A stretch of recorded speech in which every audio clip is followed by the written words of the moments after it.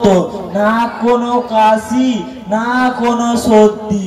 আর এখন দেখ এই ঠান্ডা পড়তে না পড়তে খুব খুকি কাশি চালু হয়ে গেছে।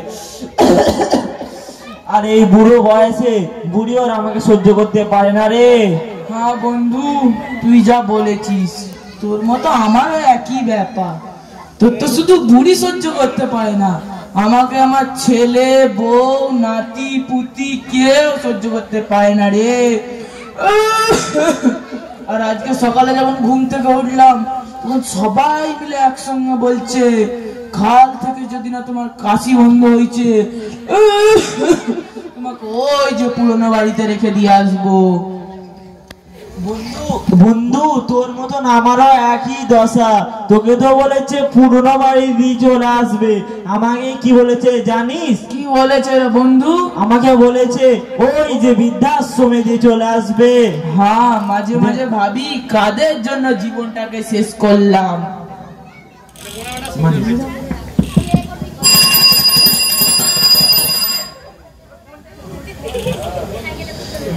ওই বন্ধু দেখ আমার থেকে বয়সে কতই না বড়, ওই যে মাহবুব চাচা সাইকেল নিয়ে ঘুরে বেড়াচ্ছে। ও মাহবুব চাচা, ও মাহবুব চাচা এখানে আসো। এত ঠান্ডায় সাইকেল নিয়ে কোথায় যাচ্ছ গো? আসসালামু আলাইকুম। সালাম ছাড়ো তো এইসব। আরে ভাই, সালাম কালাম ছেড়ে দিতে বলছো?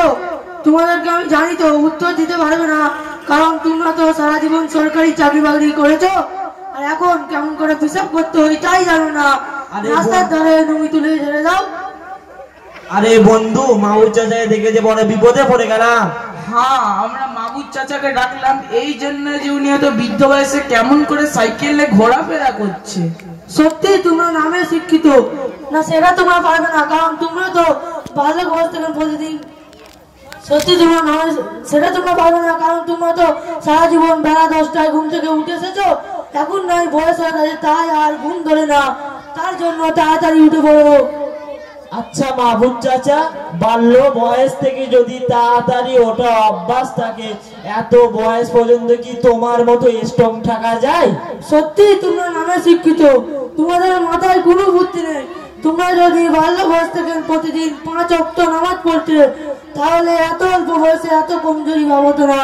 আর আমি তো তোমাদের ভালো করে বুঝাতে পারছি না, আমাদের মাদ্রাসার শিক্ষক উনাকে ফোন করি, উনি তোমাদের ভালো করে বুঝাতে পারবে।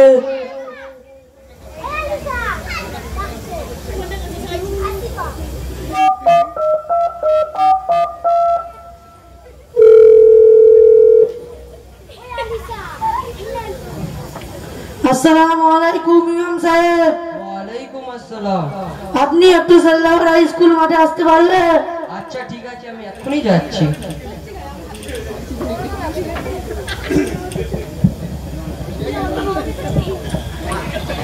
স্যার গুড মর্নিং, কেমন আছেন? হ্যাঁ আমি ভালো আছি, তুমি কেমন আছো?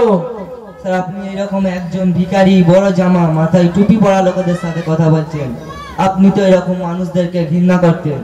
হ্যাঁ দেখ না, মাহবুব চাচা আমাদের এখানে বয়সে কতই না বড়, কিন্তু উনি এখন কত স্ট্রং আছে দেখ, ওই জন্য ওনার সাথে কথা বলছিলাম। স্যার আমিও তো আপনার ছাত্র, আমি ওটাই ভাবতাম। কি ভাবতে বাবা তুমি? এই যে আমার দেখার মতো যত মসজিদের ইমাম সাহেব আছে, তারা সব সময় স্ট্রং থেকে আরো যত স্কুলের মাস্টারকে দেখছি বেশিরভাগ বয়স হওয়ার আগেই বুড়ো হয়ে যায়। এর দ্বারা এটাই প্রমাণিত যে দিনে 5 ওয়াক্ত নামাজ পড়বে, তারা সব সময় স্ট্রং থেকে স্ট্রং থাকবে।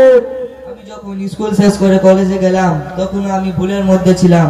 আমি যখন বিশ্ববিদ্যালয়ে গেলাম তখন আমার মাথায় একটা প্রশ্ন হতে লাগে। আমি তখন কিছু বিষয়ে পড়তে শুরু করলাম। তখন মনে হয় সকালে কেউ যদি সূর্য ওঠার আগে ওঠার অভ্যেস থাকে, সেই ব্যক্তি কোনোদিন তাড়াতাড়ি বৃদ্ধ এবং কমজোরি হবে না। আসসালামু আলাইকুম মাহবুব চাচা, ফোন করেছিলেন, বলুন কি দরকার? ওয়ালাইকুম আসসালাম ইমাম সাহেব। এই যে আমার সামনে শিক্ষিত নামে অশিক্ষিতরা দাঁড়িয়ে আছে, এদেরকে একটু বুঝাও।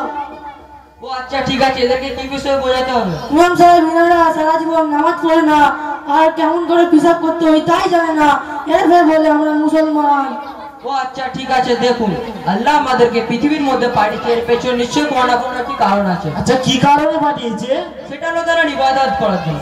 দুনিয়াতে আমরা যখন কোনো একটি কাজ করি তার পেছনে নিশ্চয়ই কোনো না কোনো একটি কারণ থাকে। ঠিক তেমনই আমার আপনার নবী মোহাম্মদ রাসূলুল্লাহ সাল্লাল্লাহু আলাইহি ওয়াসাল্লাম বলেছেন, মুসলমান ও কাফিরদের মধ্যে পার্থক্য হলো শুধু নামাজ। যার নামাজ নেই তার ঈমানও নেই। তাহলে বুঝুন নামাজ না পড়লে কি হয়। আচ্ছা ইমাম সাহেব, ওটা তো আপনি কোরআন হাদিস দিয়ে বোঝালেন, বর্তমান স্বাস্থ্য বিজ্ঞান কি বলেছে? বড় বড় ডক্টররা সুগার রোগীদেরকে সকালবেলা সূর্য ওঠার আগে উঠে হাঁটতে বলে, কারণ তারা জানে মানুষ যদি সূর্য ওঠার আগে যদি উঠে পড়ে তাহলে সুগার, ডায়াবেটিস, নানা রকম রোগ থেকে সে মুক্ত হবে। আবার জাপানে একটি স্বাস্থ্য বিজ্ঞানীর কাছে এটা ধরা পড়েছে যে মানুষ যদি দিনে 5 ওয়াক্ত নামাজ পড়ে তার শরীরে ফিটনেস আসবে, ওপর থেকে আল্লাহর নিয়ামত থাকবে। বুঝতে পেরেছো মাস্টার মশাইরা আমি কেন এত ব্যস্ত? আমি সেই ছোট্টবেলা থেকে প্রতিদিন 5 ওয়াক্ত নামাজ পড়ি, তার জন্য আল্লাহ তাআলা আমার কোনো রোগ দেয় না। আমরা বুঝতে পেরেছি, আমরা যতদিন দুনিয়ায় বাঁচবো আর কোনোদিন নামাজ ছাড়বো না ইনশাআল্লাহ। মাহবুব সাহেব ও মাহবুব চাচা দুজনেই আমাদের জন্য দোয়া করো, কাল থেকে আমরা ফজর নামাজ পড়তে আসবো ইনশাআল্লাহ। এখানেই আমাদের মোকালামা সমাপ্ত।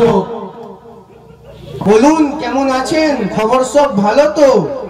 আমার অবস্থার কি বলবো জমিদার বাবু, আমার ভাগ্যটা তো একদমই খারাপ। স্টিল কোম্পানিতে কাজ ছাড়ার পর মাঠে চাষ আবাদের কাজ অনেক কষ্ট করে করতে লাগলাম, কিন্তু তারপরেও তাও অনেক কষ্ট। 3টে মেয়ে লেখাপড়া শিখালাম, 3টেই মেয়ে। একজন নাম সিরতাল্লাজি, একজন নাম আড়াইতাল্লাজি, একজন নাম তাবারকতাল্লাজি। জুম্মান চাচা, আপনার মেয়েদের নামগুলো এরকম কেন গো? ও জমিদার বাবু, কোরআন থেকে রেখেছি। ও আচ্ছা।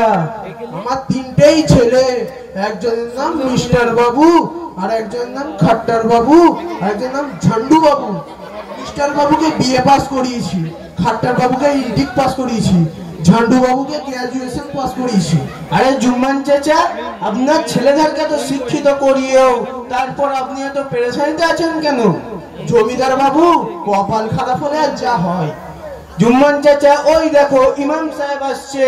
আসসালামু আলাইকুম। ভালো আছেন ইমাম সাহেব? ওয়ালাইকুম আসসালাম। আলহামদুলিল্লাহ, আল্লাহ আমাকে খুবই ভালো রেখেছে। বলুন মুকাদ্দার খান সাহেব, আপনার মন মেজাজ ভালো আছে তো? আপনি জুম্মান চাচার সঙ্গে কথা বলছো, বিশেষ কথা আছে নাকি? না ইমাম সাহেব, জুম্মান চাচা বলছে ওনার ভাগ্যটা নাকি খুবই খারাপ। জুম্মান চাচা আপনার কি হয়েছে? না ইমাম সাহেব, কি আর বলবো, আমার ভাগ্যটা তো খুবই খারাপ। 3টে মেয়ের বিয়ে দিয়ে দিলাম তো খুব ধুমধাম করে, মেয়ের ঘর সাজিয়ে